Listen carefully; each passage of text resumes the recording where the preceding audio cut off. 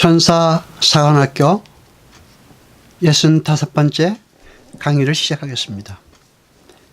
이 강의는 미카엘과 그의 사제들 교회 66번째 설교를 기준으로 한 것입니다. 요한복음 14장 2절로 3절까지 보겠습니다. 내 아버지 집에 거할 곳이 많도다. 그렇지 않으면 너에게 일렀으리라. 내가 너희를 위하여 처소를 예비하노니 가서 너희를 위하여 처소를 예비하면 내가 다시 와서 너희를 내게로 영접하여 나 있는 곳에 너희도 있게 하리라. 아멘. 성경이 이렇게 유다와 베드로를 한 곳에 등장시킴으로써 독사들에게 전달하고자 하는 메시지는 유다와 베드로의 다른 점을 보이려는 것이 아니고 유다나 베드로나 똑같은 인간이라는 것을 말하기 위함인 것입니다. 그러나 한 사람은 하나님의 은혜를 입어서 하나님 나라에 들어가게 되고 다른 한 사람은 그 하나님의 은혜 밖으로 유기되어 죽게 되는 운명에 처해지됨을 보여줍니다. 우리는 우리의 운명에 대하여 생각할 그리고 생각해 볼 필요가 있습니다. 두 사람의 운명이 갈린 이유를 생각해 볼 필요가 있는 것입니다. 2절에 보면 예수님께서 내 아버지 집에 거할 것이 많도다 라고 말씀하셨습니다. 그리고 내가 너희를 위해 처소를 예비하러 간다 라고 하십니다. 여기에서 처소는 어디입니까? 처소가 어딘지 알아야 하는 것입니다. 하나님 나라라는 것, 즉 성도들과 하나님의 처소라는 것은 하나님과 성도가 함께 거하시는 곳을 말하는 것입니다. 그러나 하나님과 성도가 함께 거하기 위해서는 1차적으로 성도들의 죄의 문제가 해결되어야 합니다. 왜냐하면 하나님과 죄인은 절대 함께 공존할 수가 없기 때문입니다. 에레미야 17장 9절로 10절까지 봅니다. 만물보다 거짓되고 심히 부패한 것은 마음이라 누가 능히 이를 알리오마는 나 여호와는 심정을 살피며 폐부를 시험하고 각각 그 행위와 그 행실대로 봉하니 아멘. 이렇게 아담 안에서 선악과를 먹음으로 타락한 모든 인간들의 마음은 거짓되고 부패하여 하나님의 심판을 받을 수밖에 없는 그런 상태입니다. 심지어 모세도 하나님의 뒤태를 잠깐 살짝 보았을 뿐입니다. 그 더러운 죄인들의 마음을 깨끗이 씻어 하나님이 거하실 수 있는 청결한 마음으로 만들어내어서 하나님과 하나님 백성들이 함께 거할 수 있도록 한 것이 바로 예수님의 처소 예비인 것입니다. 에베소서 5장 27절로 26절로 27절까지 봅니다.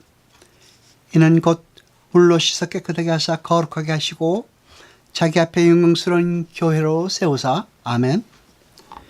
이렇게 교회가 바로 더러운 마음을 씻김을 받아 하나님을 대면해 볼 수 있는 다른 말로 하나님의 처소가 된 그 사람들의 무리인 것입니다.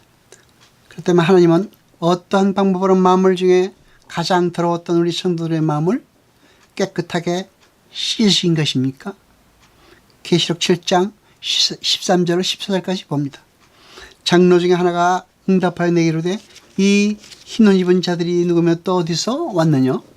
내가 그러되 내 주여 당신이 알리다 하니 그가 나더러 이르되 이는 큰 환난에서 나오는 자들인데 어린 양의 피에 그 옷을 씻어 희게 하였느니라. 아멘.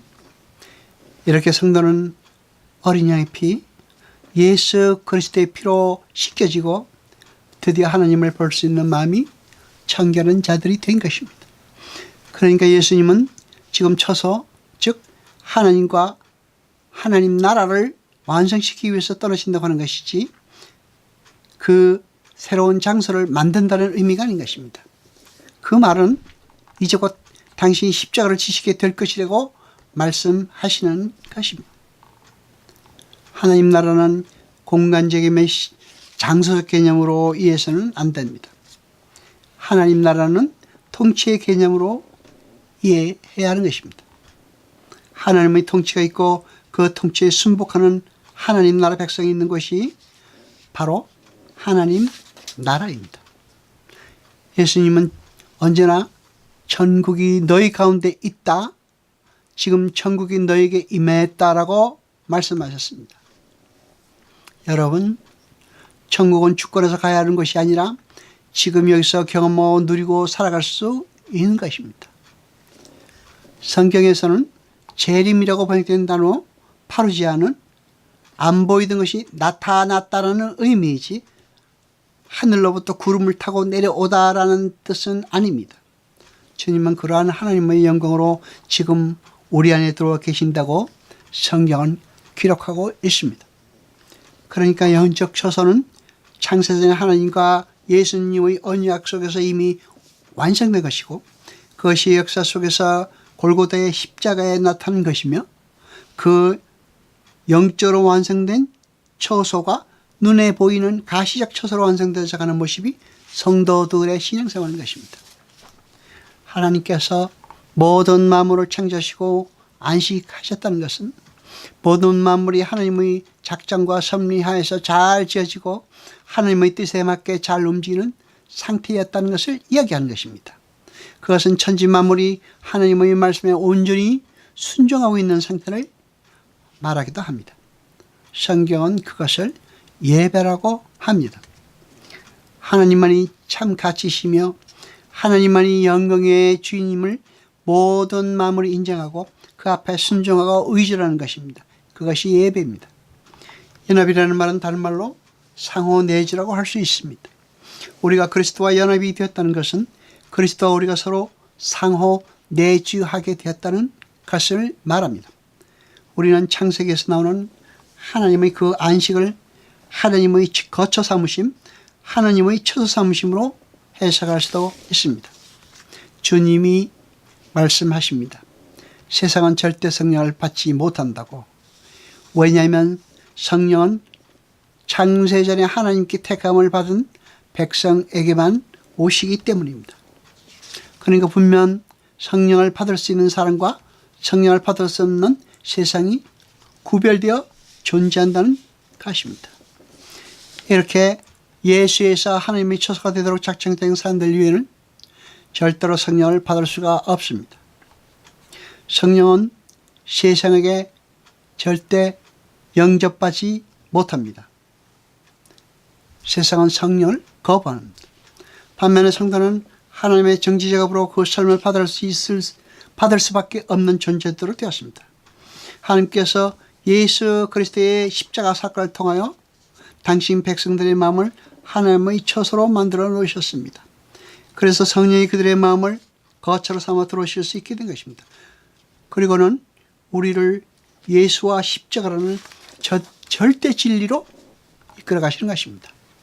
성령은 그렇게 우리를 한시도 떠나지 않으시고 우리의 성숙과 완성을 도우십니다. 18절에 다시 오시겠다는 예수님의 약속에 쓰인 동사가 그 시제가 직설법 현장입니다. 요한복음 14장 18절을 봅니다. 내가 너희를 고아와 같이 버려두지 아니하고 너희에게 오리라. 아멘.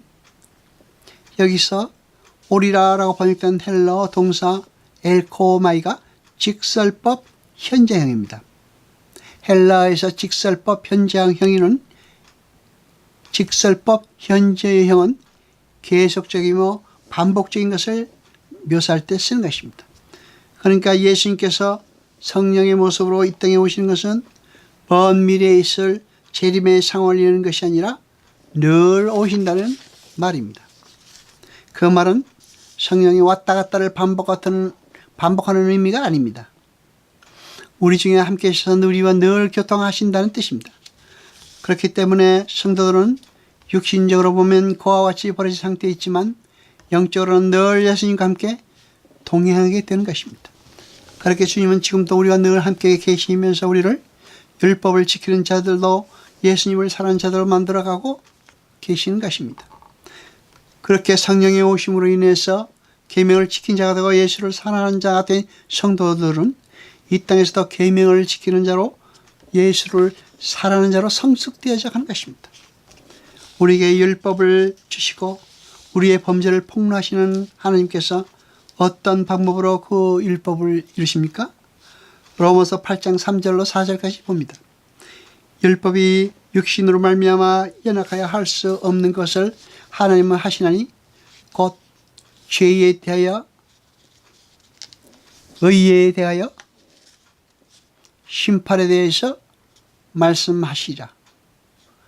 그 의미는 하나님은 곧 죄로 인하여 자기 아들을 죄 있는 육신의 모형으로 보내어 죄를 정하시고 육신을 쫓아않고 그 영을 쫓아가는 우리에게 율법의 요구를 이루어지게 하려 한다는 것입니다. 아멘. 율법은 누가 시킨 것입니까? 예수님이 시켜서 우리에게 증거시켜 주십니다. 예수 그리스도의 십자가 안에서 율법의 모든 요구가 이루어진 것입니다. 그렇게 율법의 최종 완성이 사랑으로 귀결되는 것이고 그 율법을 예수가 다 지켜서 우리에게 증거시켜 주신 것이라면 우리는 지금 이웃을 사랑하는 자가 된 것입니다. 구원에 필요한 모든 것은 십자가 안에서 다 이루어졌습니다. 우리가 보탤 것은 아무것도 없습니다. 여러분, 성도가 해야 될 것은 아가파오의 사랑입니다. 그 아가파오의 사랑은 복음과 밀접한 연관이 있다고 말씀을 드렸습니다. 그 아가파오의 사랑은 복음과 구원을 목적으로 해야 된다는 것입니다. 우리 성도의 사랑은 항상 복음을 통한 상대방의 구원으로 연결되어야 되는 것입니다. 그것이 성도에게 요구되는 아가파오라는 사랑의 정체인 것입니다. 여호와 아버지 하나님 거룩하시며 세세토록 영광과 찬송 받으소서. 말씀을 드릴 때 깨닫게 하시며 우리로 진리를 알게 하소서. 이 모든 것 감사드리며 우리 주 예수 그리스도 이름으로 기도드리옵나이다. 아멘.